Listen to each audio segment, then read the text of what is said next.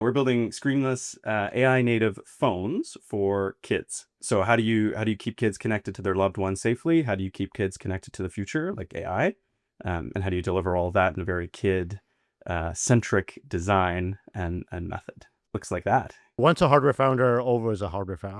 I love hardware stuff. I was telling Jay about this. I'm like, But I geez, feel like, Raj, you're often saying how hard hardware is. it's hard. Yeah, it's definitely hard. But I also think like it's important. Like it's to deliver software, you need good hardware. If you assemble the product, so like even if the PCBAs are built out of country, but you assemble the product in country, like in Canada, let's say, and load the firmware in country, and the firmware was written in country, then technically that passes the rule, and and then you can say, made in Canada. Did you manufacture your stuff in China, Raj, in Presto? Yep. What would you have done right now if like you were still there? We would have just gone out of business. So we could. You think so? There was no way around it? Yeah, there's no way around it. Because like all of our tools and stuff were in China. It would be very difficult to, it takes years to make those tools. Why is Google Home and Amazon Alexa, like, why did they not achieve greatness, right? Like, oh, what a missed opportunity, right? Hi everyone, welcome to the Founders in Arms podcast with me, Immad and Raj, co-founder and CEO of Mercury. And I'm Raj Suri, co-founder of Lima and Tribe. And today we have Jay Shah. Welcome to the show, Jay. Jay, you and I go way back. I know Immad if you know, but I was Jay's orientation leader In Waterloo? In Waterloo. Oh, that's funny. Yeah, I Yeah, didn't know that. First, Yeah, 2006 or 5 or something like that. 2006. Yeah, I was just a kid looking up to Raj. He was, Frosh leader, and he was like a legend for us. Still is. Jay was working on a cool new startup, really interesting one that I wanted to share with Immad. Immad doesn't know about it, so this is the first time that you're meeting Jay. Jay previously did a company called BufferBox that he sold to Google. When did you do the company and when was it sold? Yeah, so we started it in 2011, like 10, 11-ish. It was actually part of our undergrad capstone project, so we turned the project into a startup, and we sold it in 2012. So it was a very quick exit, I think 18 months from founding to exit. And we How went long through were you YC at Google after that? 3.5 years on a 4-year vesting. Got it. Mm-hmm. And now you're doing a new company. Did you do another company in between, or this is like your second? Yeah. This is the second real kick at the can. After Google, I took some time and ran the University of Waterloo startup incubator. Oh, you did? I helped Oh, a that's bunch. cool. Yeah, so Velocity. It helped a bunch of just emerging students, entrepreneurs, companies. Quite a deep tech focus there too. Sorry, a little sidebar. I was talking to one of the founders that I'd helped back then, maybe 2 weeks ago, and he mentioned you because they're in the pharma tech space. They're like kind of drug development, and they just got debanked randomly. There's like out of nowhere, like completely debanked. Their U.S. Not account from shut Mercury, down. right? No, not from Mercury. You guys helped them. Yeah, you guys helped them. Like you were the reason they were able to get back up because they got a call from Brex one day like, hey, your payment's not going through, and the founder's all confused. Calls his bank and they're like, oh yeah, we just mailed you a draft. Like, good luck. So you guys got all their stuff back together. It was great. He's very thankful. Anyway, sorry, that was a sidebar. Yeah, Jay, you were running this incubator at Waterloo. I'm actually very interested to talk about that as well. I think a lot of cool companies coming out of Waterloo these days. Any notable ones that were there while you were running the incubator? A bunch. Ad hoc microsystems is a really cool one. Building like MEMS tech for eye tracking with tons of applications. I forget like the speed at which they can track eyes, but some ridiculous speed. And then they like the glasses and stuff, or exactly. Yeah, like really, really high end, so that you can like focus what you're going to render. Whatever 100 milliseconds before your eyes even get there. And they use that tech as well to create like atomic force microscopes at like 1,000 times cheaper than the closest proxy in the industry. Like really cool. So that's one. Ground News was another one that was in our kind of in that time period. Really great news aggregator that's done really cool features around like bias detection, comparison of stories. Like here's the various ways of presenting stuff. And an amazing team. Avro Life Science was one of the ones I was just talking about on the banking side. Really cool, like pharma tech, drug delivery. So there was a ton. It was like, I don't know, 100 companies a year kind of thing. Yeah. And what's your new idea? Yeah, so we're apparently the website will be live by the time we publish this, hopefully. So maybe you can say the name as well. It's got the new idea smell, the new company smell. Yeah, that's right. Yeah, so you can visit talkpoppy.com, and the company's called Poppy. We're building. Is it POPI or POPPY? The latter, POPPY. Got it. Yes. And so we're building screenless AI native phones for kids. No. And so how do you keep kids connected to their loved ones safely? How do you keep kids connected to the future, like AI? And how do you deliver all of that in a very kid centric design and method? And it looks like Oh, that. he has a picture of it here. Yeah, Yes, you can yeah. see it. That's cool. So it's screenless, right? It is screenless, yeah. So it's a single button. It's all voice, and so a child can say, "Hey, call grandma," or text grandma. It'll record the message, send that by voice. Grandma can text back, or the kid can say, "Hey, what's a black hole?" And the LLM will generate a great response that's age appropriate. Parents are in the loop. They get a nightly text of like, "Here's what your kid was up to. Here's who they talked to. Here's what they talked to the AI about." So it's a What good age group are you targeting? Yeah, about 4 is about the youngest. We've tried it a little younger, and there's just a lot of challenges understanding the kid and kind of linguistic skills kind of stuff. And then on the top end, it's basically as old as the kid gets a cell phone, right? So that's up to the parent in most cases of when do they succumb to cell phone adoption. And in the fullness of time, I think we'll have like multiple versions of this that will have a screen. Like I don't think your 10-year-old that's trying to delay an iPhone needs a fully screenless device. There is utility there. Around the age of 10, Apple Watches become like super useful because you've got GPS tracking, you can text and I mean, I don't know if you're going after that, but I guess the additional benefit of that's attached to their wrist because like kids lose things all the time. But Apple Watches do not work at all with a 6-year-old or something like that. So I think this is a interesting kind of space. I mean, maybe eventually you will have a watch version of this. That would be kind of an interesting form factor as well. Yes, a little harder to make, although Eric seems to have figured that out on the Pebble side.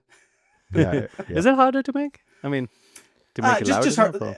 Oh no, Smaller. like just yeah, exactly. Just designing hardware small, it takes intentionality. We have space in this thing. Yeah. Yeah. How much are you going to sell these things for? Is it subscription? What's the model? Yeah, so somewhere in the $150 price point for the device, and then somewhere in the like $5 to $10 a month. We're still early days. We have like 20 families using it right now, so that's how early we are.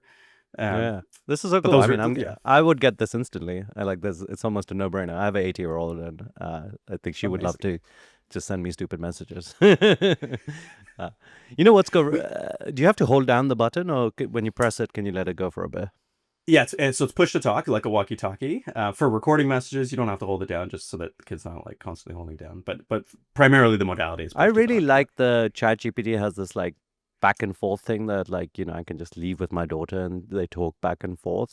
It's really Yes. nice. So I think it'll be a little annoying to press a button. Anyway, whatever. UX feedback without trying it out. Maybe you make that bit like a little bit more flexible. Yes, we are. I good feedback. Like we're constantly surprised when we go through the logs and look at usage and listen to the audio, which we have parental permission to do, how noisy the environments are. And so like voice activity detection would be really challenging. Like if we were like without that signal of like the kid is actually trying to talk. Like often the kid's trying to talk and it picks up something the parent's saying in the back, and then I could see that. Yeah. ChatGPT is always screwing up. I have to go like, everyone, be quiet. We're talking to ChatGPT right now. Or if I try and use it in my car, like just the Yeah. background noise of the car, it's constantly interrupting me. So anyway, yeah. That's so cool. So when did you start working on this? This particular thing is about 7 months in. The startup we formed about a year and a half ago, so we pivoted twice. So this is technically our third idea. We started in enterprise SaaS, so we're a long way from that.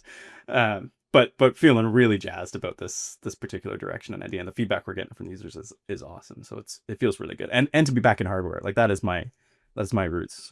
And my co-founder too, who loves hardware, so like it's good to be back here. Is it not like, I feel like Raj used to be in hardware and he's like, I'll never touch it again. Is this a space where you didn't have those like, you weren't like, oh, I never want to do it again?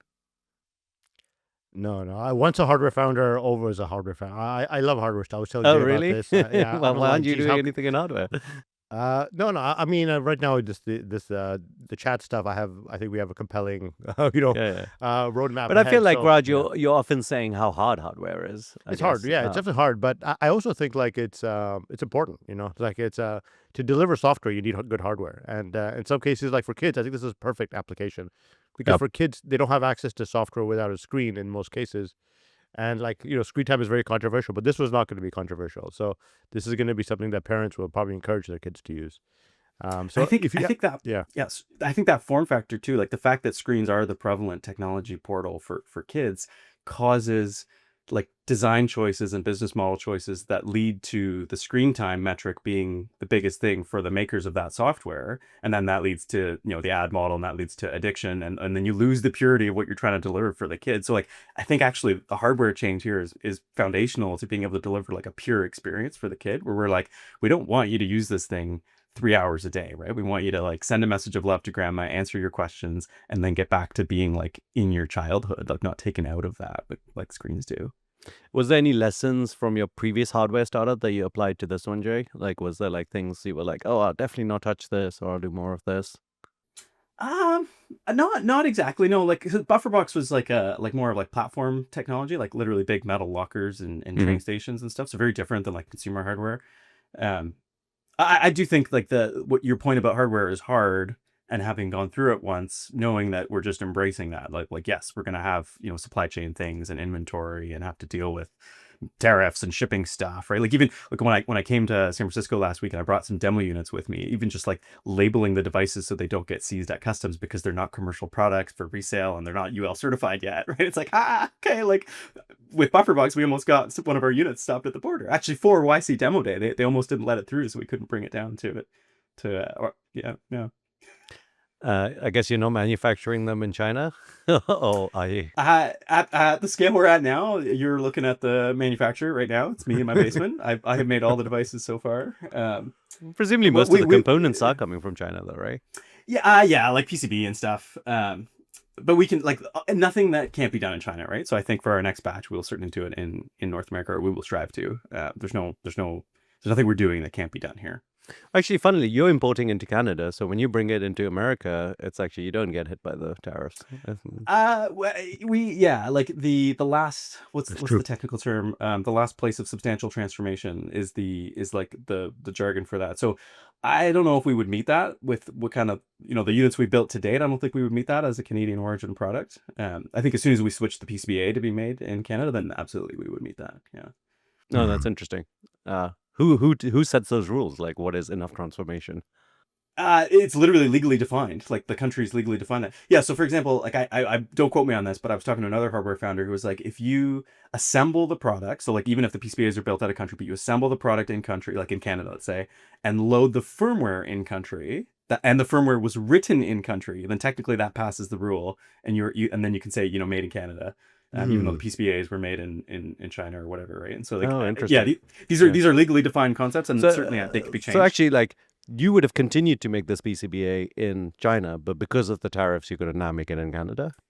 Aaron, my co-founder, and I, like we are pretty keen on wanting to make it in North America, anyways. The turnaround time is it a lot influencing faster. your decision a little bit, or not really? It's accelerating it. It's accelerating. I think we would have ended up there anyway. That's but kind it's of an accelerating interesting outcome that it actually ends up helping the Canadian economy there. But yeah, that's. I suspect we'd find PCBA in America. Actually, Yeah. I don't think we'll end up PCBA. My wife is working on a fashion design brand, and luckily she's doing the most of the production in India, but she's actually switching out all the packaging from China to somewhere else. So it's interesting how quickly I mean, some things can't be switched over, but for things that can be switched over, like everyone. I mean, you just like with these ridiculous tariffs and uncertainty, like everyone has to get it out of China, basically. Like it's like 245% now. It's crazy. I think that's the max for couches and stuff. Did you manufacture your stuff in China, Raj, in Presto?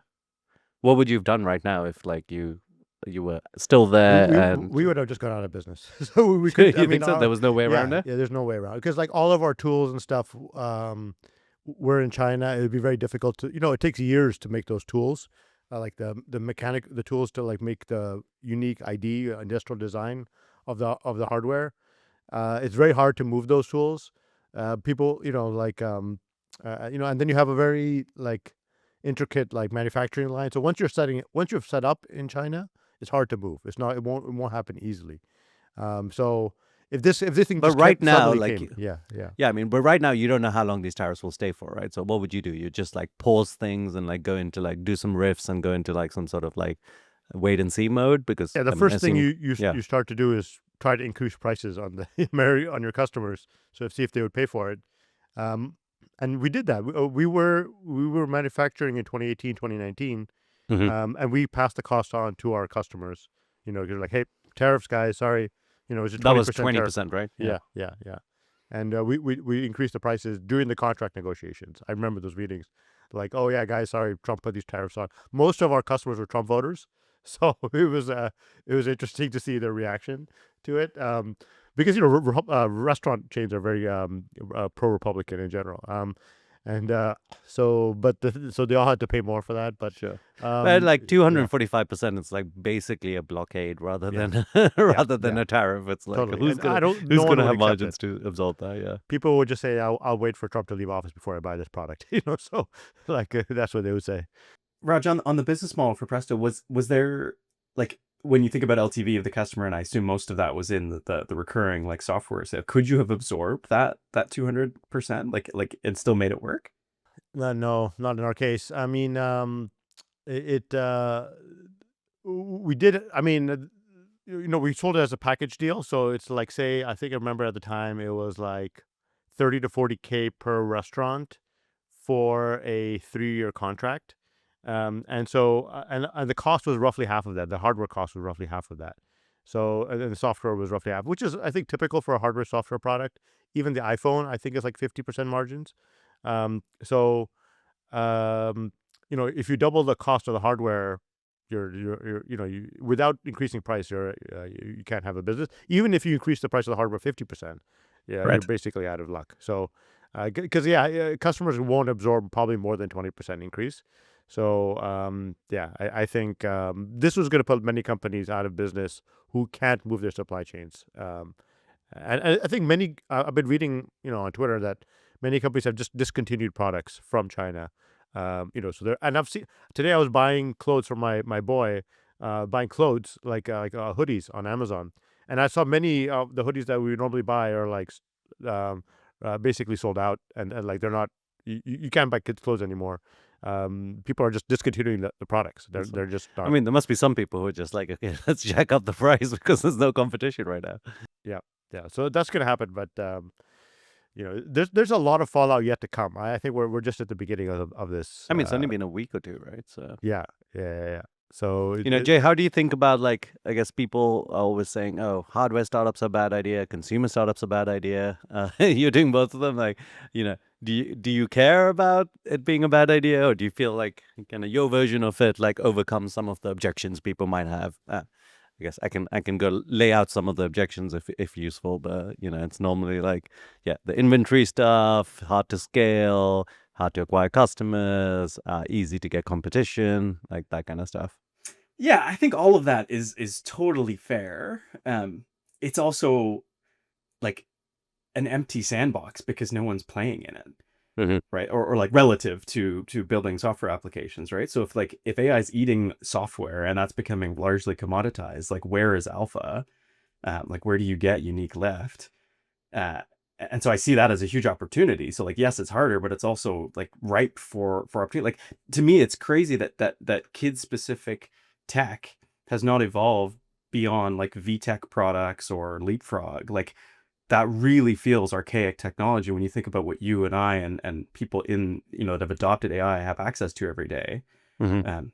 And so that's the opportunity, right? Like, let's fast forward, let's jump 20 years here and give kids the experience. Like, I think anyone probably listening to this podcast would agree that kids, in that age bracket right now, let's say, 10 or under at this point, are going to grow up fundamentally AI native, right? So, like, are they going to do that on Chromebooks and whatever they're getting in school, or is there going to be more intentionality about that goes down the stack, right? And to me, it seems obvious that there absolutely should be more intentionality about that, and it shouldn't be some like commodity product with AA batteries from VTech Beta China or something, right? Like, that doesn't feel like the right solution here. So Mm-hmm. so I think some of the objections are true, but I think there's also this really incredible opportunity and a really starved audience, right? Like a really starved user base. Yeah. Now, I mean, some of our investors have expressed many of the same concerns, especially given they invested in us when we were building enterprise SaaS at the beginning. Quite a pivot. Yeah. So we've had those conversations, but the more we keep double clicking into this, the more it's like the love that we're feeling from the users is too clear. Like, if we turn this product down right now, I think I'd have multiple grandparents at my door with pitchforks, like demanding that it needs to be turned back on, because the back and forth they get now between your grandchildren like it's just too valuable to like go away, right? Like even if the parent doesn't want to pay, we'd be like, okay, grandma, how much is that nightly text for your grandchild worth? Like, name your price, right? I wonder if you can get a network effect working. Like maybe the kids can talk to their cousins or friends or whatever. And yeah.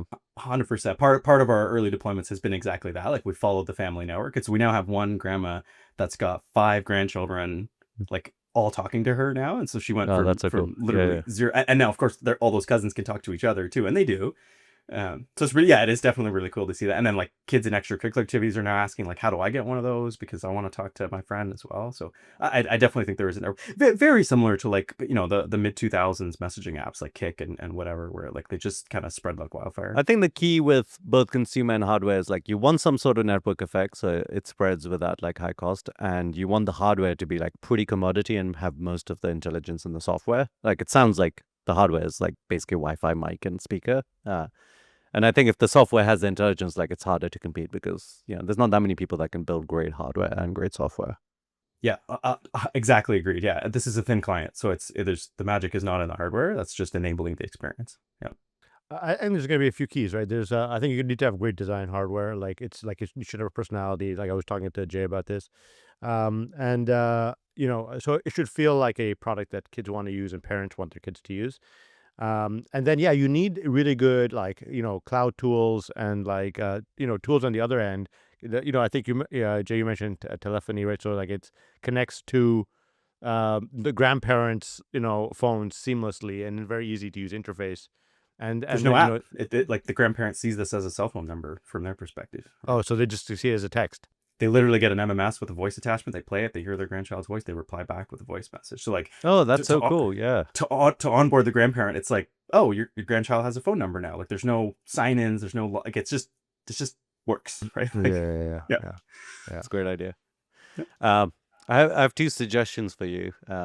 Number one, I often find it's hard to like get kids like to know what to talk about, and it'd be cool if the thing could suggest things. It's like like you said, like ask me about black hole, but it'd be more interesting if there was just a button that says like, "Hey, do you know about like black holes?" And like it went into that conversation. So like a "I'm feeling lucky" type button would be a cool idea. Another thing. So actually, my wife is about to do a U.S. Citizenship test. Like she's about to naturalize, and she just had ChatGPT like ask her questions over and over. And it'd be interesting if you had like a skill tree kind of thing for kids. It's like, oh, this kid is like learning math and they can like do addition, but they can't do multiplication. Like let's kind of like teach them like basic multiplication, and like it kind of had this like skill tree, and like you as a parent could say, hey, can you focus more on this? Using it as an education tool, I think actually like would unlock a massive market. Just because like parents are willing to, hey, spread that and pay for that. Yes, a big yes to both of those. Like I think as we roll this out, the platform potential for this, where someone like Class Dojo can say, hey, yeah, I'm gonna now deliver some of our content on here, right? Like we don't necessarily need to build the math tutor on here or whatever. Like there's lots of people that can do that and deploy. And we've actually found kids organically, like they might come home from school and be like, hey, quiz me on whatever topic they were learning about in school. Like we've seen that unprompted by us, which is really cool because the kid wants to either exercise their knowledge or learn more facts, and they came up with that request themselves. The blank slate problem that you described earlier is definitely real. Like on our V1, when we had like the previous version of these units, that was a big issue. If like kids just didn't, there was like, you can talk to a computer god here, like what are you going to do, and they just didn't know what to do. So we did give them the press a button and you get an interesting fact thing. It felt like we got feedback that it's like just like random. It was too random. It was too out of context, and there needs to be a little more personalization to it. But yeah, for younger kids, we should totally do that as well. Yeah. I guess a bit of a fork in the conversation. I sometimes talk to founders that have exited, and I feel like often they have like a little bit of a ego attached to the next startup, and like they feel like it needs to be really big. It seems like you're very actually like down to earth about it, and you've pivoted twice. How do you think about like when you pivoted and like you started with this enterprise SaaS thing, like did you feel like you're failing? Like how did you deal with that kind of emotional journey as like a second time founder? Yeah, that is very spot on. There's I've definitely felt a lot more pressure, right? Like your first time around, there was no expectation. Like nobody, whatever, Hmm. like nobody was expecting you to do anything. This time around, it feels like there's an expectation. Like, oh, what's Jay gonna do next, right? And it's probably entirely projection. Like I don't think anyone actually cares or is paying attention, right? But it's that self-imposed pressure of like this time's got to be better than last time at least, right? Um, and so yeah, I think that was definitely a challenge. I think we fell prey, or I fell prey to some of that in our early brainstorming, because how our company came together was more like a combination of the right time, the right people. So my co-founder Aaron, he was at Google for 17 years. I had been wandering around for a little bit looking for something to do. The timing was right, so it was the team first, and then we went pursuing the idea. And I think because of what you're talking about, I probably over focused on like, oh, what's going to be a thing that can be really big scale? What can get to $1 billion? What's going to be, what's in vogue right now? What's going to be fundraisable or whatever, right? And not, that doesn't mean we ended up with bad ideas, but we ended up with like bad founder market fit Hmm. stuff that like wasn't us. Like we didn't feel that passion. So like our previous two pivots, I think those products should exist and somebody should build them, but like we're probably not the right people to like pierce through the world of that's preventing adoption and getting through that, whereas this feels so different. It's like we both have kids, we both want this, like we see it every day. It's like the family life integration. Like my daughter comes home from school and she's alpha testing the new feature that we launched yesterday. Like it just works really really well for all of those reasons, and the hardware element of like this is us. We are hardware people. So I think it took us, or me, probably a year to shed some of that like weight of projected burden on what other people were expecting of me, and what I thought we needed to achieve, and just return back to the roots of like build something people love, and just focus on that. And obviously that was like the mantra at YC, and like if I've learned anything at the macro level of startup building in the last, call it 18 months, it's like that is really helpful focusing advice, and I shouldn't have drifted too far from it. So I'm glad we are where we are now. Yeah. Was there like something in doing the previous versions? Was there something that you like happened that made you go, okay, I should really like go back to my roots and really care? Like, was it like how did you end up getting to this answer? So yeah, so the first thing that we were working on, like I said, was enterprise SaaS stuff. Like when we started going through the early adopter motions and like having those conversations around like SOC 2 compliance and like procure, it was just like this is so not us. Like I'm gonna like puke after all these meetings with like just how difficult anything is. So like for me personally, I was like, I can't, like this isn't gonna work, right? Like it's gonna be soul crushing for me.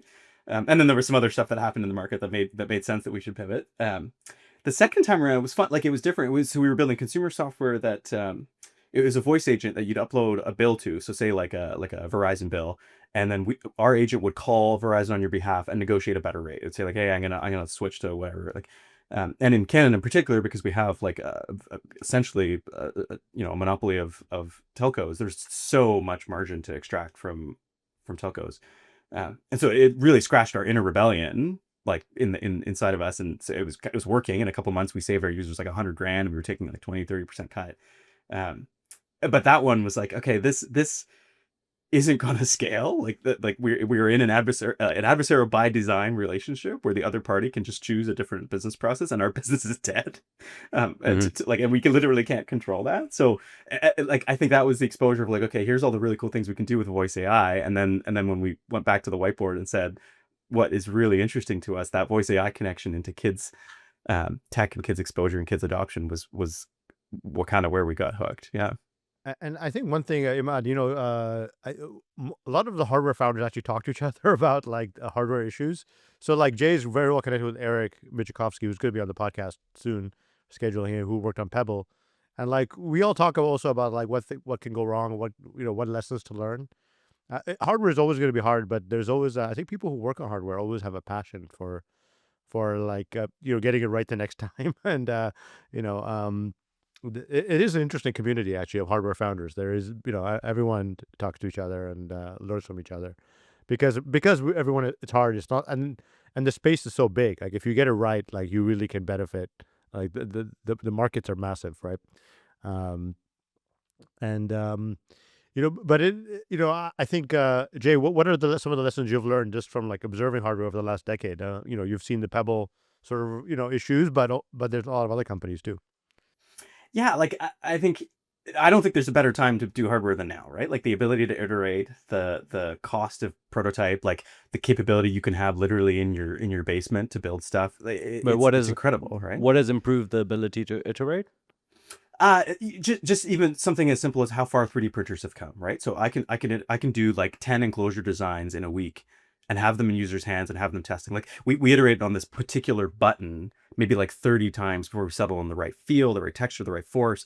And it was so fast to do that. I wasn't waiting for anybody, right? It was like in CAD software here, turn around, an hour later, I've got the design, turn around, go to a kid, use it. Like that level of rapid iteration, like the Hacks accelerator, I think they're still around, but years ago, that was the thing. You go to Shenzhen so you can rapidly iterate because you're right where all the stuff is made. That level of capability has now come into your, basement or workshop or whatever you want to call. Not like there's limits, obviously, right? Like I don't have a PCBA facility in here. But like a startup like Volterra, you can actually literally make a PCB board in my basement, right? Like these types of things are making it much easier to iterate, which is so important for consumer hardware, right? Like I mean, it's important for every startup where you're not just navel gazing and theorizing about what's going to work, but actually with users going back and forth. And so the barrier of that having come lower makes it so much more approachable to do. You do have to wear a lot of hats though, right? Like yeah, it's fun going from You being named like yeah. 4 hats right there. It's like design, CAD, all the stuff. Okay, so you were saying iteration is better. Why else is it a good time to do a hardware startup? Because I think there's been a ton of stagnation in the hardware world, right? There's basically, I don't know, like 3.5 companies that make hardware, right? That in terms of consumer stuff, and that's lame. Like, they make good hardware. I'm not like, it's fine. I have whatever. I have an iPhone. I have a Google phone. It's fine. But like, that doesn't seem like the correct end space for flourishing innovation in this moment of time, right? Like, shouldn't we have a lot of people with a lot of shots on goal on net trying new types of hardware? And anyway, we are certainly seeing that, like Rabbit and Humane, whatever. There are attempts, but that's a relatively recent phenomenon. I think we were in this like hardware dark ages shortly before that. So I think that's kind of it. Like there's stagnation, and wherever there's stagnation, it's ripe for opportunity. Right? You've got these megaliths that are slow moving, have missed on a couple things. Like why is Google Home and Amazon Alexa, like why did they not achieve greatness? Right? Like what a missed opportunity, right? As an example of that stagnation, right? Yeah. So Well, somehow they still don't have basic AI in them. Like I do not understand how you can't ask them the black hole question. like my Google Home is like, let me give you a Google search result for that. I'm like, are you kidding me? Right. So that's like, there's the opportunity, right? Like we could just make better stuff, right? Even things like the Raspberry Pi ecosystem or the ESP like Xiao hardware. Like there's just out of the box hardware that you can use now to build stuff, right? Like that. I don't know if that was true the same way, the same level of accessibility 5-10 years ago, right? I want to talk a little bit about Canada, and you're Jay. You obviously did YC, but you're living in Canada, and living in Waterloo too. I mean, what is Waterloo still the tech hub of Canada? Yeah, I would say so. Like in terms of talent, I think it's second to none in Canada, and the University of Waterloo is obviously the big magnet for that. And I would say co-op in the university is really the reason for that. Mm-hmm. Yeah, there's still incredible builders here, incredible entrepreneurial appetite. How are people viewing like Silicon Valley or just American tech in general? And then also how are people like adapting to these tariffs? Is like the sentiment changed for like working with the US? Yeah, it's so interesting. I think the answer you get would be very different depending on who you talk to. Like in the circles of builders that I talk to, there isn't really been much sentiment change because I think we recognize that the challenges of building in Canada are not because of the last 2 months. They are far more systemic to Canada writ large, right? Like some of the productivity challenges we've had and things like that. So the builders are just like, we got to get our order in house. We got to fix our own stuff here and build great companies here. And you see this in when Toby's talking from Shopify in his commentary, right? It's like that's kind of the vibe that I'm most exposed to in my circles of builders, and certainly other founders in town. That would be my sense. There are some, of course, directly impacted who are like, I need to pivot. To your point, like I need to pivot my supply chain, otherwise I'm going to go bankrupt. But outside of the acute issues, I haven't sensed a significant sentiment change. Like capital has always been, you think about Waterloo founded companies, like often the capital is coming from the US. And so there's no change in relationship there about wanting to attract US VC.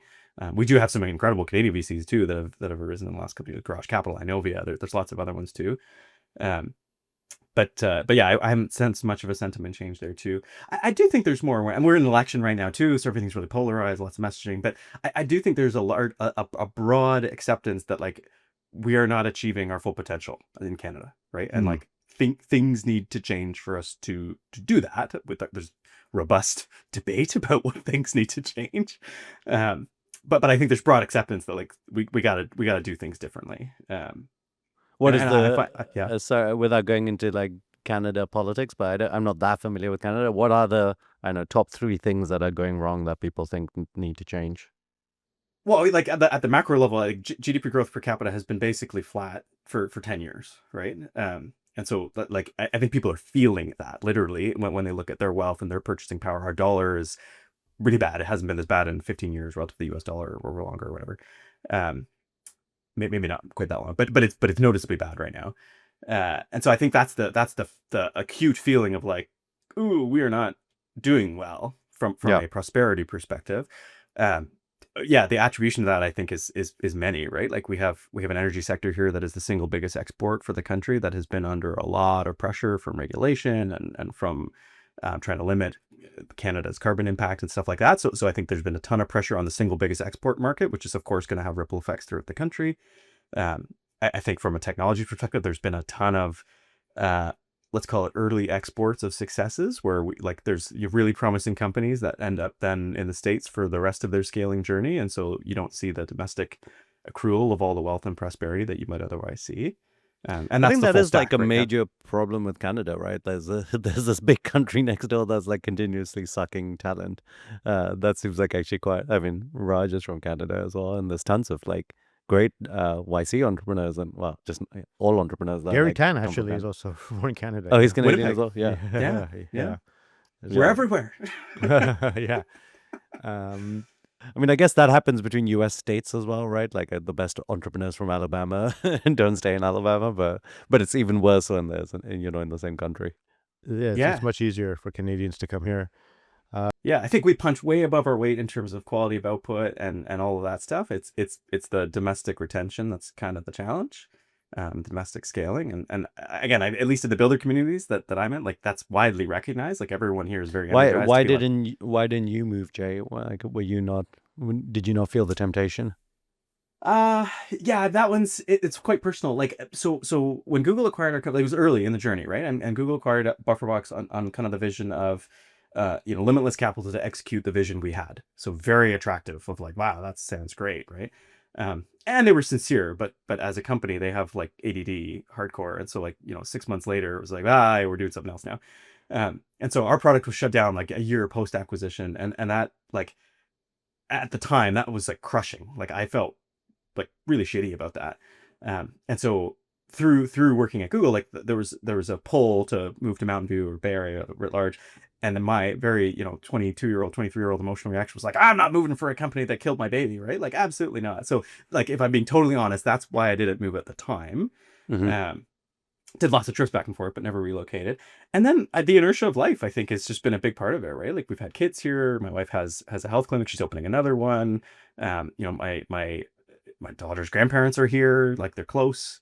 And so the idea of relocating at this point is not attractive. And I don't think, like, connecting into the US network and circles and capital and talent, and like to Roger's point, like, yeah, I'm going to talk to Eric Michkowski about hardware. The border is not affecting that conversation. Like, I don't need to be there. Like, I can come and visit. Eric is Canadian as well, right? Yep. He is. Waterloo, we got actually. Yeah, we all know each other. Yeah. So I don't feel like I'm losing anything by being here. I think coming like I was in the Bay Area last week, and that was fantastic to connect with people and kind of recharge on that. You were at the YC spirit. party, right? We were all there at the YC thing. I actually wanted to talk about that. Like, how did you guys feel about, like, what are your emotions about YC? It's there's a lot of tweets about it and stuff, but I actually haven't talked to you guys about YC, and how do you feel its impact has been on your life? I'm kind of curious. Yeah, I did one startup in London, and then I was like, I need to move to the Bay Area, and I don't know how I would have moved to the Bay Area without Y Combinator. I think it was like, it's like you're in London, you're like, how do you do it? And it's nice you could just apply, and like if you got in, you could move. Mhm. And there's lots of kind of examples of people that moved. So in that way, it was like extremely transformational. And I did YC in summer 2007, and it was a very small group at that point. And basically, like every batch, half the companies would die. Probably more than half the companies. Like probably 75% of the companies would die. Literally the day after demo day. It was like Mhm. you go through demo day. It was like, okay, sorry, you didn't get any funding, and you actually don't have anything you're working on, and like go back to school.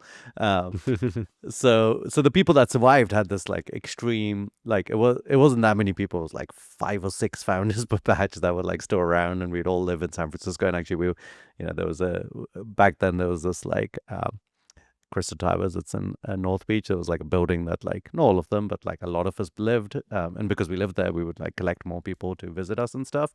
So it was really like not just like the batch. It was literally my whole life for a bit, like for those 2 years, especially between my first YC company and second YC company. So, I mean, even today, all my friends are Y Combinator founders. So it's been like extremely transformational for my life. And I really like, I spoke to PG and Jessica.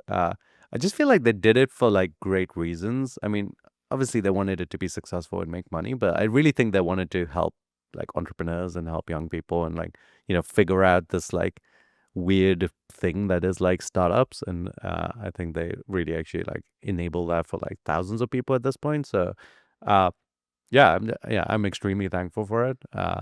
And how do you guys feel about it?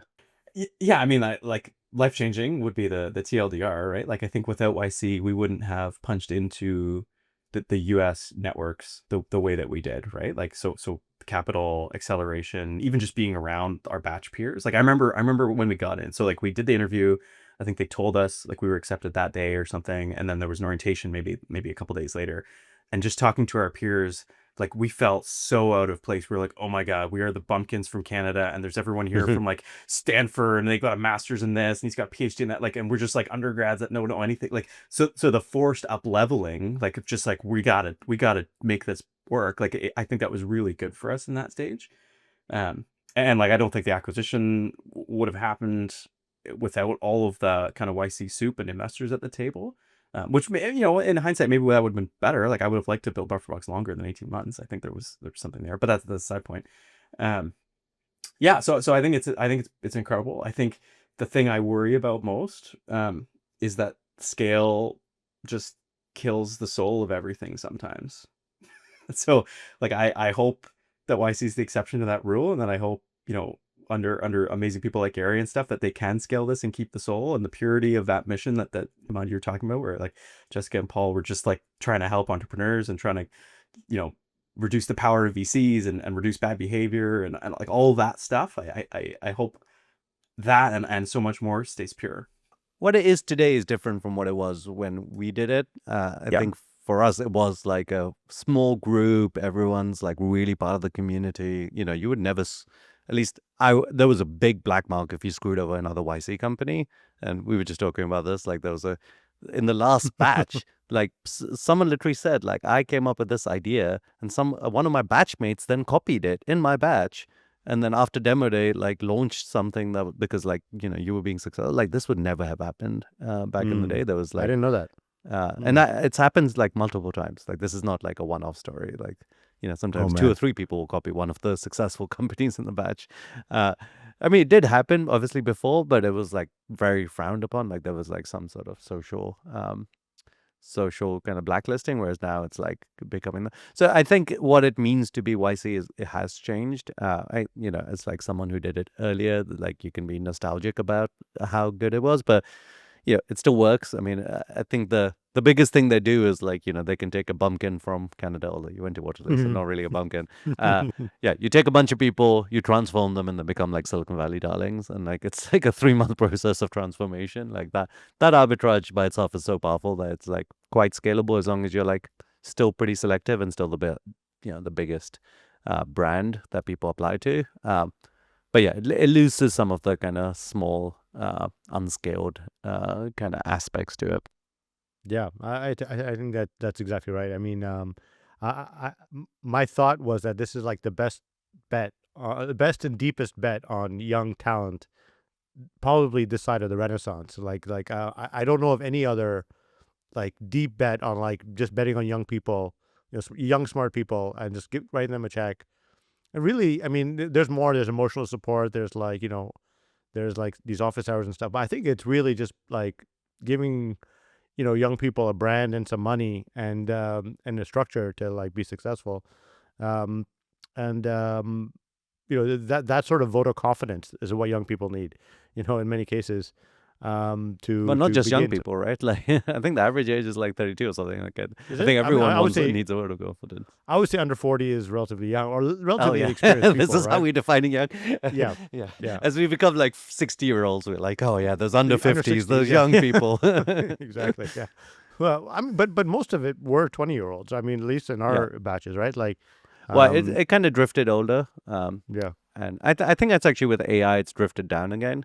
Yeah, I think it's drifted 'Cause- back down. Yeah. Yeah, but yeah, I think PG was telling me about some 18-year-olds who raised, a nice demo day round, and but in general, even when we were there, yeah, it was like mostly 20-year-olds, and of course, as you expand the size of the batches, you probably need to average out a little bit, to the size of the population, but uh, it's really impressive bet, and apparently I don't know any of the internal numbers, but apparently the economics are such that if they just hit one like DoorDash slash Airbnb company, it pays for the entire YC, till for all of 20 years or something like that.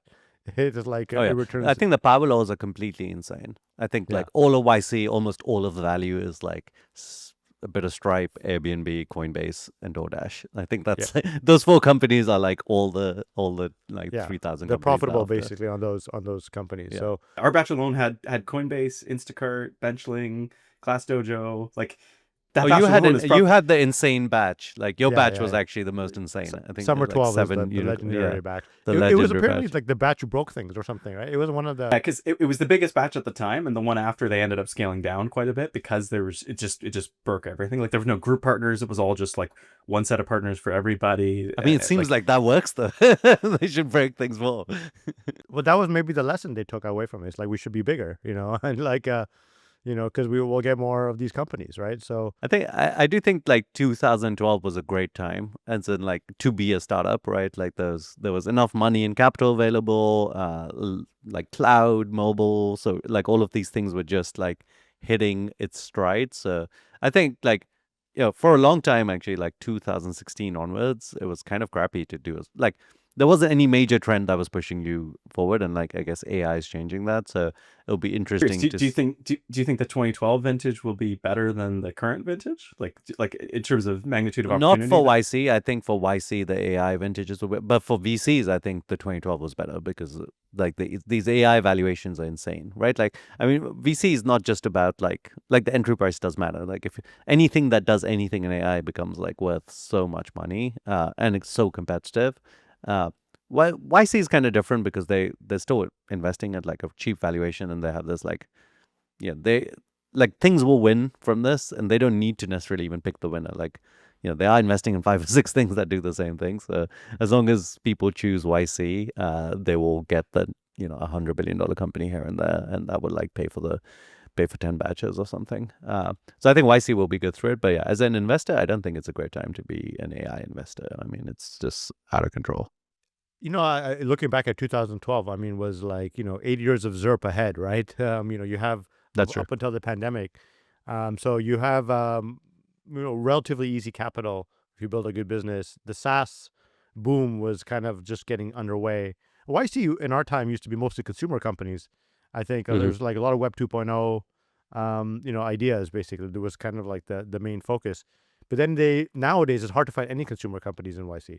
It's like less than 5% of the batch are consumer. I mean, YC is early stage capital, so like it only really works if there's like a follow-on capital for it. So like there is like in some ways the tail wags the head, if that makes sense. Like if there's no one willing to fund consumer companies, then YC can't go fund that many consumer companies because like they don't want all their companies to kind of die after demo day.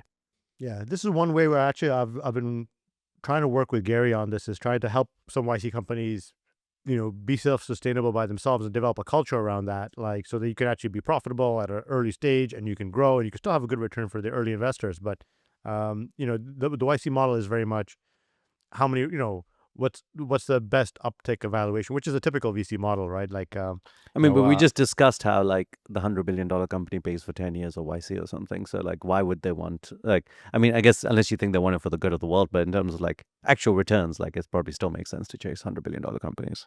Yeah, I think you're right financially, but I do think they're doing it for the good of the world, or at least that's the motivation. Yeah, you try to get more successful founders. I think the case of not chasing $100 billion companies is if you believe there's going to be a lot more smaller companies because of software commoditization, right? Like if there's going to be a lot of small teams that have built really successful products, maybe 100 million or 10 million in revenue off of one raise, right? And 5 people, like I could see the argument that maybe the batches should be like 2,000 companies, and there isn't really an expectation of much follow-on capital, right? If you believe that premise that like the era of really large end states for companies is going to actually end, and we're going to have a lot more volume, right? Which why? Why would you believe that? As in, I mean, I think there will be a lot of entrepreneurs, but I don't see why big companies. Because of the software commoditization, right? Like because building SaaS now isn't going to be in itself some differentiator. I mean, it's not like 7 years ago software was hard to build. Like I think the reason SaaS companies won was like they got like they had a great sales team and distribution. They built a great brand, and like it wasn't because like it was too hard to build the SaaS software. Like we should get Amjad here and talk about it from Replic's perspective. Yeah, I guess Amjad was actually our first guest ever, right? Oh, that's awesome. Was he? We should get him back on for the Curiosity podcast. Yeah.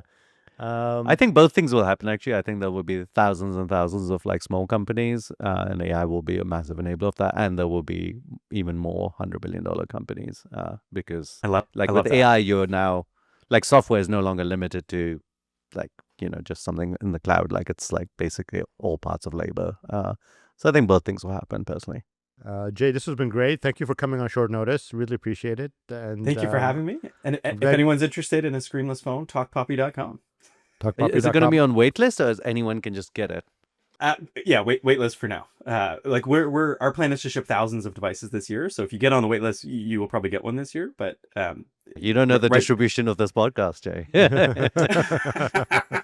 Be careful. But yes, I'm excited.